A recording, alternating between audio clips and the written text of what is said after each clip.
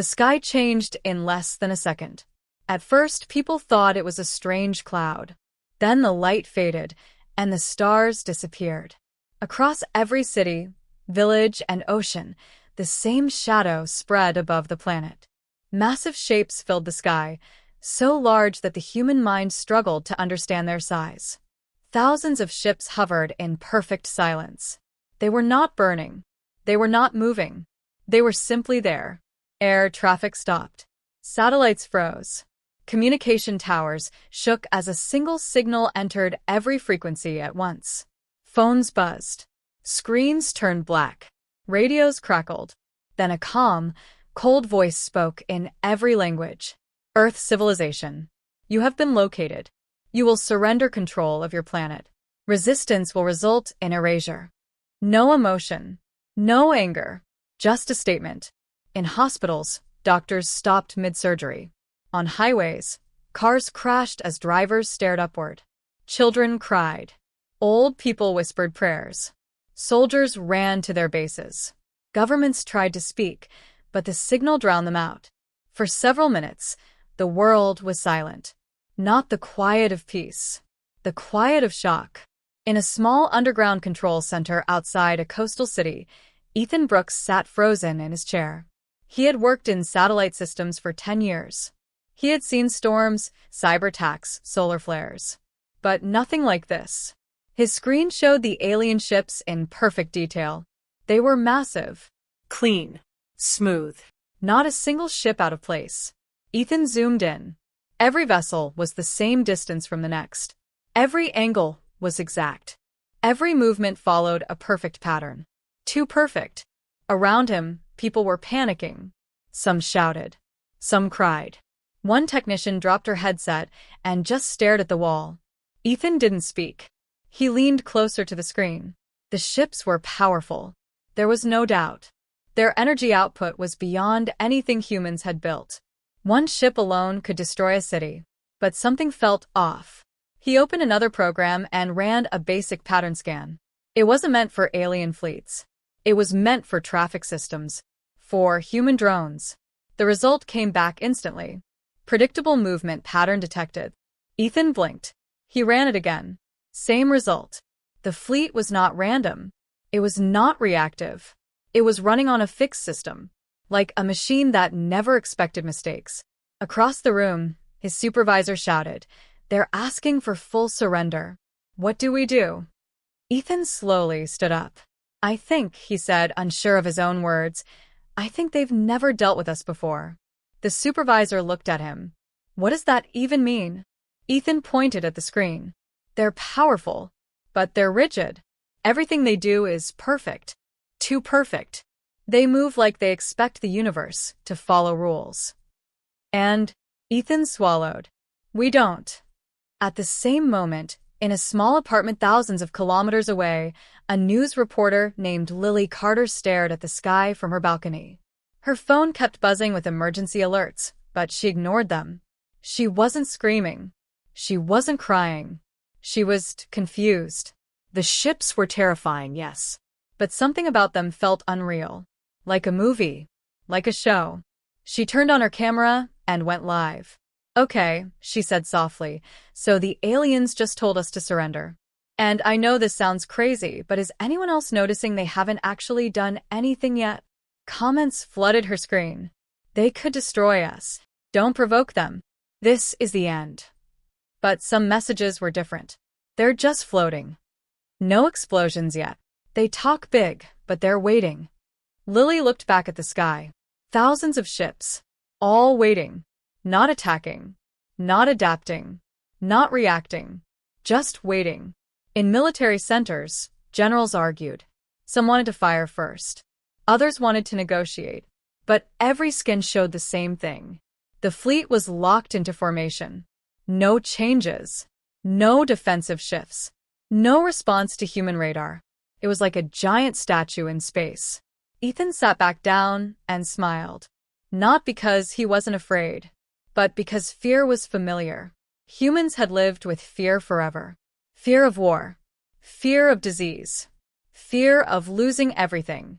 Fear had never stopped them before. The aliens had come with power. Humans came with something else. Experience. The message repeated again. Surrender or be erased. This time, no one answered. Some people cried. Some prayed. Some laughed nervously. And in control rooms, news stations, and small homes around the world, a strange reaction began to spread. Not panic. Curiosity. Ethan whispered to himself, barely audible. They think the game is already over. He looked at the screen again. But they don't even know how humans play. Across the alien flagship, silence filled the command chamber. The leaders of the Galactic Fleet watched thousands of human broadcasts at once. Their screens showed cities, homes, schools, and streets. They had expected screaming crowds, riots, and total collapse. Instead, they saw laughter. Humans were recording short videos, making jokes about the ships, adding funny music, and turning the invasion into entertainment. Some people stood on rooftops holding signs that said, "Nice parking," and "Is this a movie?" The alien commanders did not understand. They had conquered dozens of worlds. Every species reacted the same way. Fear first, then panic, then surrender. But humans were talking. In one broadcast, Lily Carter stood calmly in front of a city skyline. The massive ships hung above her like dark clouds. Her voice was steady. "They look scary," she said, "but they don't seem very flexible. They've been floating in the same position for hours." Behind her, a group of people took selfies with the alien ships in the background. The alien leaders analyzed her words. Flexible. What did that mean? On another channel, military analyst Daniel Wright spoke in a quiet studio. Charts and numbers filled the screen behind him. "Their technology is far ahead of ours," he said. "But their behavior is slow. They use fixed systems. They follow patterns. Humans don't." He pointed at a simulation. "If something unexpected happens, they will struggle. Humans have survived disasters for centuries. We are used to change." The alien observers tried to process this. Used to change. Their species had perfected order. Their cities were identical. Their systems never failed. Their wars were planned and clean. Human history looked like chaos. Wars. Plagues. Economic crashes. Natural disasters. And yet humans were still here. In one alien station, a junior officer spoke carefully. "They are not submitting, but they are not attacking either." The main commander responded, "Then they are confused." The officer hesitated. "No, Commander.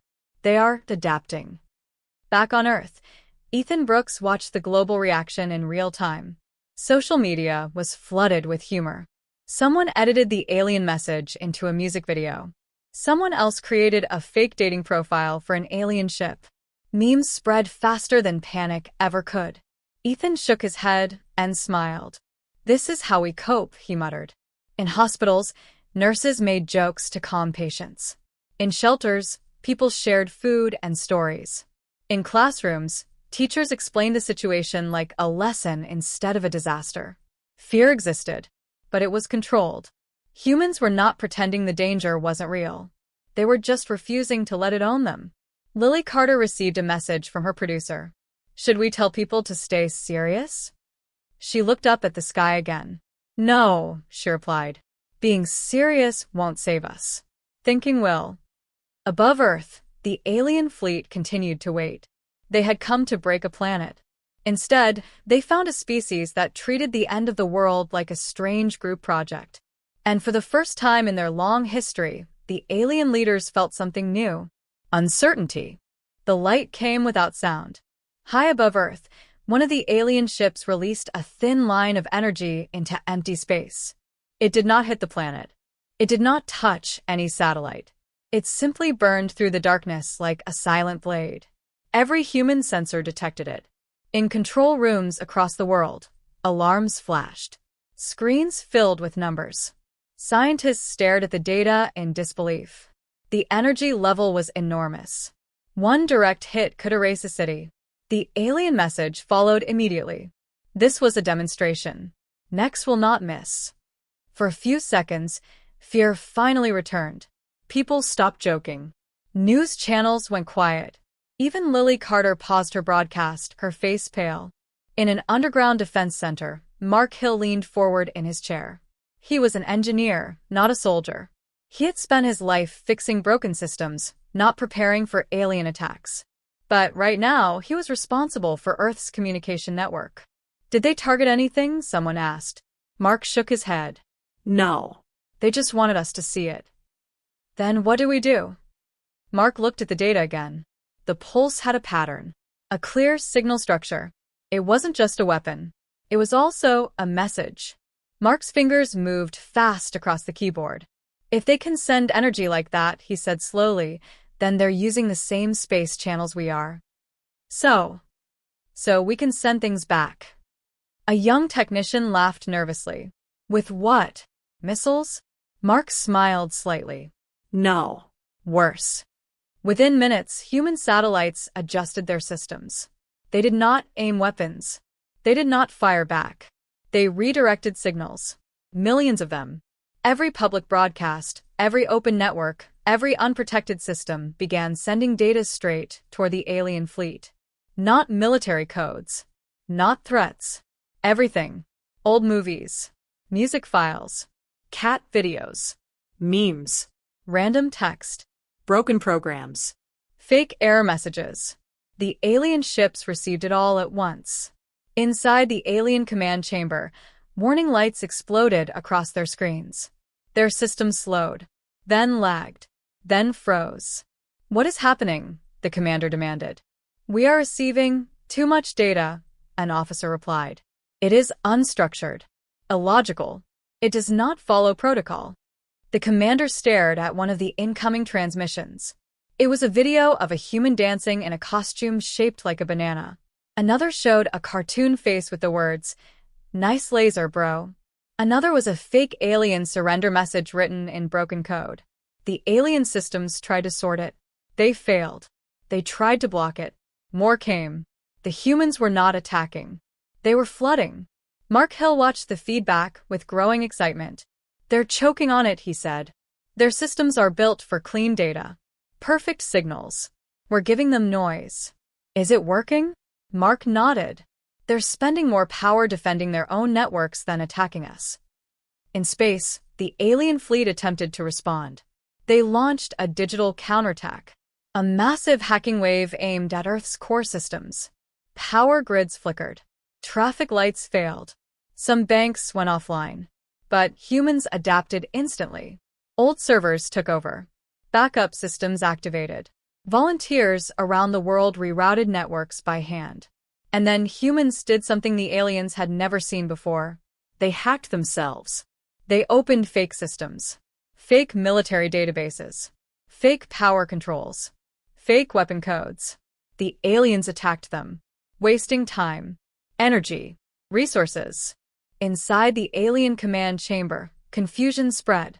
These systems make no sense, an officer said. They contradict each other. They change constantly. They are broken, the commander snapped. No, the officer whispered. They are alive. On Earth, Lily Carter returned to live broadcast. Well, she said, trying not to laugh, it seems we just DDoS attacked an alien empire with memes. Comments exploded. Humanity's strongest weapon, chaos. They came with lasers. We came with nonsense. This is the weirdest war ever. Mark Hill leaned back in his chair, exhausted but smiling. We're not beating them with strength, he said softly. We're beating them with unpredictability.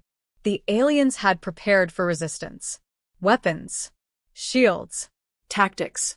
They had never prepared for creativity. Never for humor. Never for a species that turned fear into noise. Above Earth, the alien fleet slowed. Their perfect formation began to glitch. Tiny errors appeared. Small delays. Unstable signals. The first cracks in perfection. And for the first time since their arrival, the alien commanders realized something terrifying. Humans were not trying to win the battle. They were trying to break the rules of the game itself. Inside the main alien flagship, the command chamber no longer felt calm. Screens still showed Earth, but the data was unstable. Signals overlapped. Human transmissions kept changing shape, tone, and purpose. The alien systems tried to adjust, but every solution created new problems. Archon Prime stood at the center of the chamber. He was tall, silent, and old by alien standards. He had led many conquests. He had watched planets fall in hours, sometimes minutes. He had never lost a campaign. But now he felt something he did not recognize. Doubt. They are not surrendering, an officer said. They are not attacking. They are reshaping the environment. Archon Prime stared at the human planet on the screen. They do not follow logical fear patterns, he said slowly. They should be collapsing. Another officer replied, they experienced system failure centuries ago. Wars. Climate disasters. Economic breakdowns. Their history is constant damage. Archon Prime's eyes narrowed. And they survived all of it? Yes, Commander. Archon Prime finally understood. Humans were not calm because they were confident. They were calm because they were familiar with failure. On Earth, world leaders gathered in a global emergency meeting. Military officials argued about strategy. Scientists shared data. But one voice stood out. Psychologist Emma Reed spoke quietly, but everyone listened. We keep asking how strong they are, she said. That's the wrong question. What should we ask? A general replied. Emma looked at the live feed of alien ships. We should ask how fragile they are. The room fell silent. Humans are not the strongest species, Emma continued. We fail constantly. Our systems break. Our plans go wrong. Our history is built on mistakes. She paused. But every mistake teaches us something. Every loss forces us to adapt. We expect things to go wrong, so we design for change. The leaders listened carefully. The aliens built perfection, Emma said. We built recovery. On the alien ship, Archon Prime reviewed human history files. He saw wars where humans lost millions, then rebuilt. He saw diseases that nearly wiped them out, then vanished through science. He saw empires collapse, economies fail, and societies restart again and again. Each disaster should have ended them. None did. They do not fear defeat, Archon Prime whispered, because defeat is normal to them. An officer responded, Commander, their systems are evolving in real time. They rewrite protocols while we are still analyzing the old ones. Archon Prime felt something close to fear. Not fear of destruction. Fear of being outgrown. Back on Earth, Emma Reed finished her explanation. They don't understand this, she said. They think losing means the end. For humans, losing is just part of learning. A leader asked softly, So how do we fight them? Emma shook her head. We don't fight them. We let them watch us adapt. Above the planet, the alien fleet remained powerful. But power no longer felt enough. They had strength. Humans had history. They had weapons. Humans had scars. And scars, Archon Prime realized too late, were proof of survival. The first sign was the silence. For hours, the alien fleet had filled the sky with energy signals, data streams, and strange light.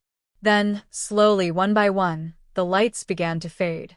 Satellites noticed it first. The ships were moving. Not forward. Not attacking. They were pulling back. Across Earth, people watched as the massive shapes in the sky shifted position. The perfect formation loosened. Gaps appeared between ships. Some vessels turned their fronts away from the planet. In control rooms, no alarm sounded. No weapons fired. Just retreat. Ethan Brooks stared at his screen, afraid to speak. Are they leaving? Someone whispered. The data confirmed it. The Galactic fleet was withdrawing. In the alien flagship, Archon Prime stood alone. His officers waited for orders that never came. They are not a threat, he said quietly. They are a mirror.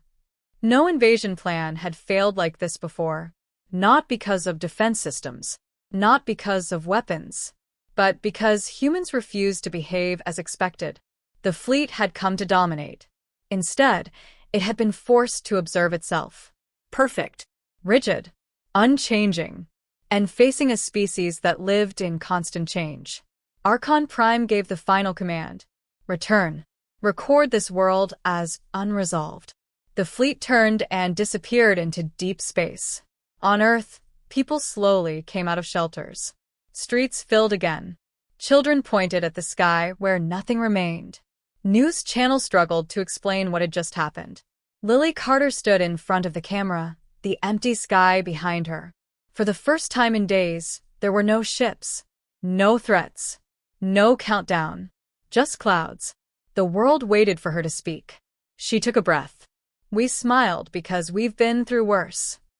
That single sentence spread across the planet. Not as a victory speech, not as a threat, as a truth. Humans returned to work, To schools. to jokes about aliens and memes about space. Life continued. But somewhere far beyond Earth, alien civilizations received a new report. Not about weapons, not about defenses, about behavior. The final note was simple. Humans do not fear the end. They expect it. They prepare for it. They adapt to it. And if they are smiling, it means they already survived something bigger than you.